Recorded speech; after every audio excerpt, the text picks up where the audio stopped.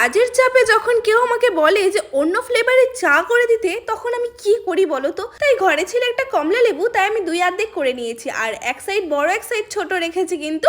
আর এই যে কমলা লেবু পিস পিস ছিল সেগুলো কিন্তু আমি বার করে নিয়েছি, আর এই যে বড় সাইড যেটা ছিল সেটা কিন্তু আমি একটা কাঠি দিয়ে মানে ছিদ্র করে নিয়েছি। আর এই যেদিকে জল ফোটার জন্য আমি এখন অপেক্ষা করছি। যাই হোক, জল কিন্তু ফুটে গেছে। এবার আমি এর মধ্যে দিয়ে দিলাম চিনি, তারপর দিয়ে দিলাম কেটে রাখা কমলা লেবুগুলো, আর এবার ফুটতে থাকবে। মানে কিছুক্ষণ ফোটার পরে দিয়ে দিলাম 1 চিমটি মতো চা পাতা আর কি।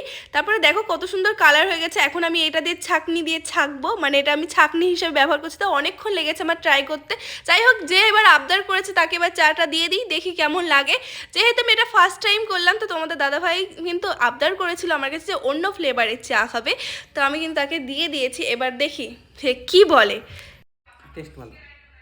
যাই হোক, সে ভালো কিন্তু বলে দিয়েছে। তোমরাও কিন্তু বাড়িতে ট্রাই করতে পারো। দেখা হচ্ছে নেক্সট ভিডিওতে। বাই।